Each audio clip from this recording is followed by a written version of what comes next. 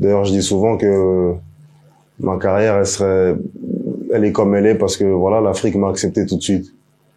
Ça fait que je pense que j'arrive à traverser les années parce que en Afrique, quand on t'aime, on t'oublie pas.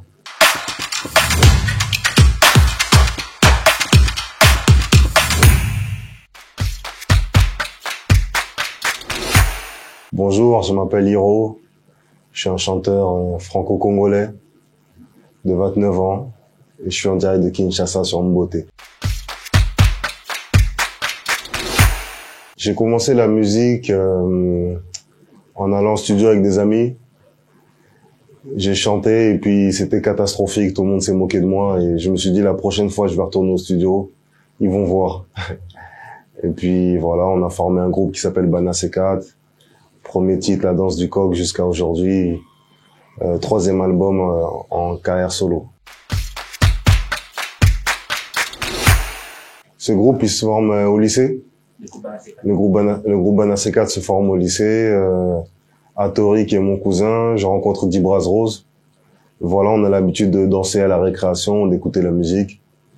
Et c'était à l'époque où les groupes étaient à la mode. Il y avait ce qu'on appelle le mouvement afro à Paris, avec des groupes comme la CDSAO ou Ange d'Afrique, et voilà, qui venaient de se créer très peu de temps avant nous, et on s'est dit pourquoi pas faire un groupe. Et voilà, on a commencé avec Atori, Dibraz et moi. Non, du tout. Moi, à la base, j'avais l'habitude d'aller au studio avec Dibraz. Et j'ai chanté, j'étais le seul chanteur du groupe dès le départ. Donc c'était, on va dire, un leadership naturel, surtout sur le domaine artistique, parce qu'il y avait que moi qui chantais au début du groupe. Donc voilà, et ça a marché tout de suite en Afrique. D'ailleurs, je dis souvent que ma carrière, elle est comme elle est parce que voilà, l'Afrique m'a accepté tout de suite. Ça fait que je pense que j'arrive à traverser les années parce que en Afrique, quand on t'aime, on t'oublie pas. Je regrette rien du tout. Je pense qu'on a fait ce qu'on devait faire. On a fait ce qu'on devait faire. On a une renommée partout en Afrique francophone. Ça est revenu sur la France. On a fait des concerts, on a fait des stades. On a été nominé dans les plus grosses cérémonies africaines.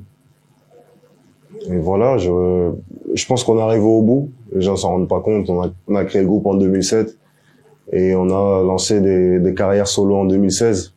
Donc ça fait presque 10 ans. Même 10 ans. Donc je pense qu'on avait fait le tour. En fait, Bomae Music produisait déjà Bana C4.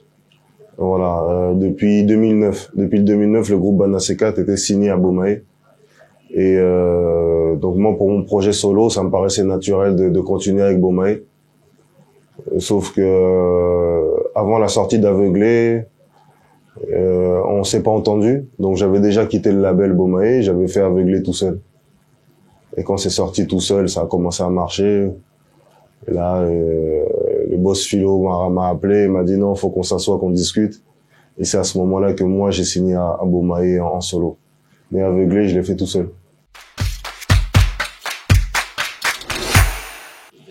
Ben, je pense l'album de la haine à l'amour, c'est la continuité de ce qu'on a fait avec Bana C4. Je pense qu'on a commencé à rentrer dans le cœur des Africains avec des titres comme Mami Wata, Comment te dire, voilà, et l'album de la haine à l'amour avec Aveuglé, Touché Coulé, ça a fait que confirmer tout ce travail qui a été fait avant. Mais comme je dis, pour moi, c'est le meilleur des débuts de carrière qui puisse exister, parce que l'Afrique t'oublie pas. Quand tu fais quelque chose avec sincérité en Afrique, on t'oublie jamais. D'où pourquoi aujourd'hui on voit il y a des artistes comme des Singila aussi aujourd'hui qui perdurent après avec des 20 ans de carrière parce que voilà, l'Afrique les a adoptés comme un des leurs. Donc voilà. Non, pour moi le sommet je l'ai pas encore atteint. Je pense pas l'avoir atteint parce que des titres comme des Touché Coulé, je pense que c'est des premiers, moi j'appelle ça des premiers classiques. J'appelle ça, pour moi le sommet, pour moi c'est de faire l'Olympia par exemple. enchaîné par un Zénith ou autre chose. Je pense que ça a été une première marche. Ça, c'est un bon début et voilà, on est sur la suite, on y travaille. Le millésime, c'est la manière dont, c'est grâce au millésime qu'on donne de la valeur à une bonne bouteille de vin. Et plus la bouteille est ancienne et plus elle a un millésime de qualité. Donc voilà, moi aujourd'hui ça fait 10 ans de carrière solo, ou même pas de carrière dans la musique, de Banaseka jusqu'à aujourd'hui. Et voilà, moi j'ai le sentiment que plus ça avance et plus ma musique est meilleure, plus le travail est meilleur. Donc voilà, je veux vraiment que dans ce label-là, que ce soit pas de la musique qui marche aujourd'hui, mais de la musique qui vieillit bien et qui prend de la qualité à travers l'âge. Ça dépend. Après, chacun a son modèle économique. Moi, je dirais que c'est important parce que avoir son propre label, c'est comme quitter chez les parents, avoir son appartement. C'est comme avoir sa propre voiture. Voilà, c'est plus dur parce qu'il faut faire attention à comment on dépense, comment on fait X ou Y chose. Mais voilà, aujourd'hui, moi, je suis le chef de mon bateau et demain, si ça marche pas, je pourrais me le reprocher qu'à moi-même. Demain, je sais que si j'ai des royalties d'un certain montant, ça tombe directement sur mon compte. J'attends rien, j'ai ma liberté d'entreprendre. Donc, je pense que pour moi, dans ma démarche d'entrepreneur, c'est l'étape d'après, quoi. Artiste qui est géré par d'autres personnes, artiste qui se gère, mais toujours entouré avec des personnes de son choix. Et voilà, je trouve que j'appelle ça grandir, tout simplement. Erratum, c'est une phrase c'est un mot, pardon, qu'on utilise dans les ouvrages pour se corriger, pour corriger une erreur. Voilà, et j'avais envie de corriger quelques erreurs du passé. Donc j'ai décidé d'appeler cet album Erratum parce que pour moi c'était une forme de renouveau. Voilà, c'était un album que je produisais tout seul, c'était un album où musicalement je me suis ouvert, où j'ai travaillé avec d'autres personnes au mix, au master, où j'ai voulu apporter une meilleure qualité de son par rapport au premier album. Ben ça m'a fait plaisir parce que pour moi c'est la plus belle salle française. Pour moi c'est la salle où Taboulay a joué, je crois, plus d'une semaine. C'est la salle où Koffi Olomide a fait un concert et que moi, en grandissant, c'est un concert que j'avais à la maison. Tous les grands artistes doivent passer par l'Olympia. Et on n'est pas beaucoup d'artistes francophones, franco-congolais à Paris, qui ont grandi dans les banlieues, qui ont réussi à faire l'Olympia. Donc d'avoir mis mon nom à cette salle, pour moi, c'est grand. Ah, surprise. Et là, vous savez, j'ai enregistré plus de 100 titres pour cet album. Là, on a 20. Surprise, attention.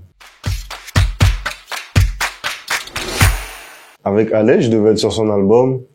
Je pense qu'on n'a pas pu se coordonner. Mais bon, c'est que partie remise. C'est mon frère et j'aime beaucoup ce qu'il fait. Totalement, il y aura un autre album qui arrive aussi dans la foulée. Voilà, là, cet album-là, c'est l'ouverture il y aura des projets, je pense, tous les 3 mois, tous les 6 mois, grand maximum. Mais c'est mon meilleur album, des 3. En termes encore une fois, on passe à un autre niveau en termes de réalisation sur l'album, en termes de thématiques abordées, en termes de son. Voilà, c'est le meilleur album. La diversité, c'est un album, c'est un voyage en fait. En une seconde, tu peux te retrouver à Kinshasa, après tu pars à Los Angeles. Donc pour les gens peut-être qui n'ont pas vu Los Angeles, écoutez l'album. Et après, sur un autre titre, tu peux te retrouver au Moyen-Orient. Donc c'est un voyage. C'est un voyage. En fait, j'ai fait cet album-là titre par titre. Je l'ai pas conçu sur un album en disant oui, bon, le titre c'est ça, et puis on va tourner autour d'une thématique. J'ai fait titre par titre, et il s'avère que j'ai rencontré énormément d'artistes. J'ai mis 2 ans à faire cet album. Et quand il a fallu faire la tracklist, je pouvais pas retirer un titre que j'ai fait, par exemple, avec Koffi Olomide, ou un autre titre que j'ai fait avec Kobalade. Donc voilà, et j'avais du mal à trancher. Et je me suis dit, quand je regarde les albums des Américains, des fois, la moitié des titres, c'est des featuring, l'autre moitié, c'est des solos. Ils sont décomplexés avec ça, il n'y a pas de problème. Donc voilà, il y aurait des gens qui auraient pu dire, ah non, il y a trop de feats, il y a trop de... Moi, je fais de la musique, si je la trouve bonne, si la musique, elle est bien, elle a sa place dans l'album. Ben, il est dans l'album Eratom, et il est présent dans cet album. Donc les gens, c'est pour ça qu'il faut vraiment l'écouter. Il faut vraiment l'écouter parce que Singila est présent dans cet album aussi. Ce titre, en fait, le titre s'appelle Afro Romance parce que l'une des thématiques de cet album, c'est, je pense, l'homme en général et surtout l'homme africain a du mal à se livrer, à s'ouvrir, en pensant que c'est un aveu de faiblesse. Et c'est pour ça l'Afro Romance, c'est t'aimer sans te le dire, pouvoir être triste, pleurer sans te le montrer. Donc voilà pourquoi c'est ça la thématique Afro-Romance. C'est une manière d'aimer, mais à notre façon à nous.